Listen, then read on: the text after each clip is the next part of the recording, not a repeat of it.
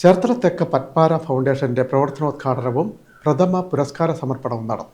ചേർത്തല തെക്ക് NSS സുഹൃതം convention സെന്ററിലാണ് ചടങ്ങ് സംഘടിപ്പിച്ചത്. മന്ത്രി പി പ്രസാദ് ഉദ്ഘാടനം ചെയ്തു. മൺമറഞ്ഞ ഇലഞ്ഞിയിൽ കുട്ടപ്പ പണിക്കരുടെയും പുളിയങ്കോട്ട് അറയ്ക്കൽ പത്മാവതി അമ്മയുടെയും സ്മരണയ്ക്കായി മക്കളുടെ നേതൃത്വത്തിൽ രൂപീകരിച്ച ട്രസ്റ്റാണ് പത്മാരാം ഫൗണ്ടേഷൻ. ഫൗണ്ടേഷന്റെ രൂപീകരണത്തിന്റെ ഉദ്ഘാടനവും പ്രഥമ പുരസ്കാര സമർപ്പണവും നടന്നു. ചേർത്തല തെക്ക് NSS സുഹൃതം കൺവെൻഷൻ സെന്ററിൽ നടന്ന സമ്മേളനം ചേർത്തല MLA കൂടിയായ കൃഷിമന്ത്രി പി പ്രസാദ് ഉദ്ഘാടനം ചെയ്തു.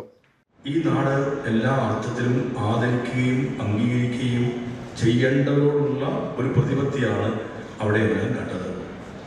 അത് തങ്ങളുടെ മാതാപിതാക്കളുടെ ഓർമ്മകളുമായി കൂടി ചേർത്ത് വെച്ച് ഇപ്പോൾ അതിനെ തയ്യാറാക്കുന്നു നൽകുന്നു എന്ന് പറയുന്നതിന് ഒരു വലിയ പ്രാധാന്യം ഉണ്ട്.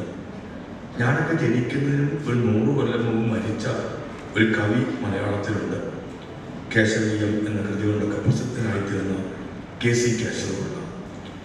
ഇല്ല മാധവ സമം ദൈവം ഇല്ല ദാതൻ സമൻ ഗുരു കർമ്മണ മനസാ വാച തൽപ്രിയം ചെയ്യുക സന്തതം എന്ന് രേഖപ്പെടുത്തിയത് KC കേശവപിള്ളയാണ്.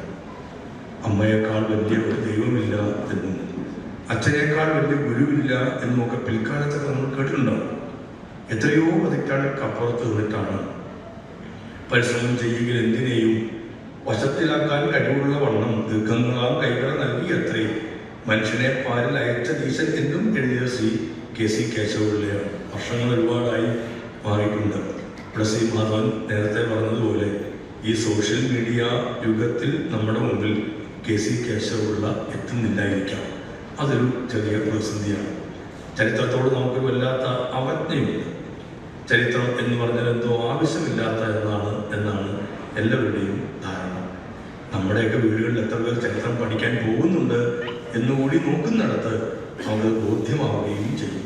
Disney India adviser K Madhavan മുഖ്യപ്രഭാഷണവും പുരസ്കാര സമർപ്പണവും നിർവഹിച്ചു. പ്രശസ്ത വയലിൻ വിദ്വാൻ തിരുവിഴ ശിവാനന്ദൻ പുരസ്കാരം സ്വീകരിച്ചു.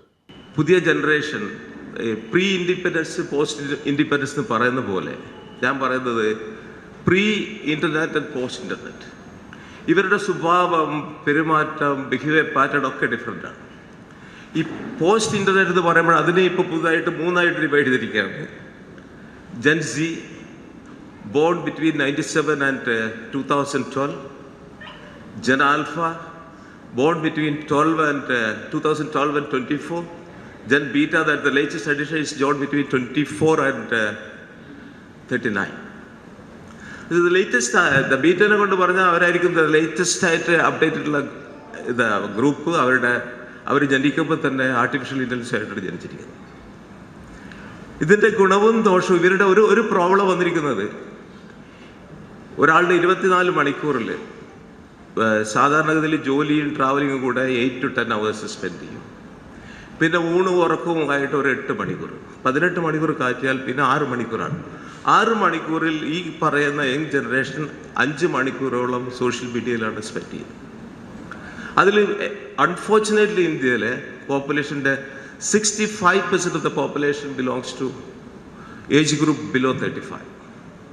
അപ്പോൾ നമ്മുടെ ഭാവി, ഈ ഇരിക്കുന്ന നമ്മുടെ എല്ലാവരുടെയും ഭാവി, രാജ്യത്തിൻ്റെ ഭാവി തീരുമാനിക്കുന്നത് ഈ പോപ്പുലേഷനായിരിക്കും. സാമ്പത്തികമായി പിന്നോക്കം നിൽക്കുന്ന വിഭാഗങ്ങളിലെ കുട്ടികൾക്കും യുവജനങ്ങൾക്കും ഗുണമേന്മയുള്ള വിദ്യാഭ്യാസം ലഭ്യമാക്കുന്നതിനായി സ്കോളർഷിപ്പുകളും പഠന സഹായങ്ങളും നൽകുക, ദരിദ്രരും അവഗണിക്കപ്പെട്ടവരുമായ ജനങ്ങൾക്ക് സൗജന്യ മെഡിക്കൽ ക്യാമ്പുകൾ, ചികിത്സാ സഹായങ്ങൾ, മരുന്ന് വിതരണം എന്നിവ ഉറപ്പാക്കുക, കലാപരവും സാംസ്കാരികവുമായി മികവ് പുലർത്തുന്ന പ്രതിഭകളെ ആദരിക്കുക, അവർക്ക് വേണ്ടുന്ന പ്രോത്സാഹനങ്ങൾ നൽകുക തുടങ്ങിയ ലക്ഷ്യങ്ങളോടെയാണ് പത്മാരാം ഫൗണ്ടേഷൻ രൂപീകരിച്ചത്. മാനേജിംഗ് ട്രസ്റ്റി പ്രൊഫസർ ഇലഞ്ഞിയിൽ രാധാകൃഷ്ണൻ ചടങ്ങിൽ അധ്യക്ഷത വഹിച്ചു. ചേർത്തല തെക്ക് പഞ്ചായത്ത് പ്രസിഡന്റ് A അഭിനയ ആശംസ നേർന്നു. തിരുവിഴ ശിവാനന്ദൻ മറുപടി പ്രസംഗം നടത്തി. എക്സിക്യൂട്ടീവ് സെക്രട്ടറി R ശിവകുമാർ സ്വാഗതവും ട്രസ്റ്റി PK സോമൻ നന്ദിയും പറഞ്ഞു. തുടർന്ന് വയലിൻ ഫ്യൂഷനും സംഘടിപ്പിച്ചിരുന്നു.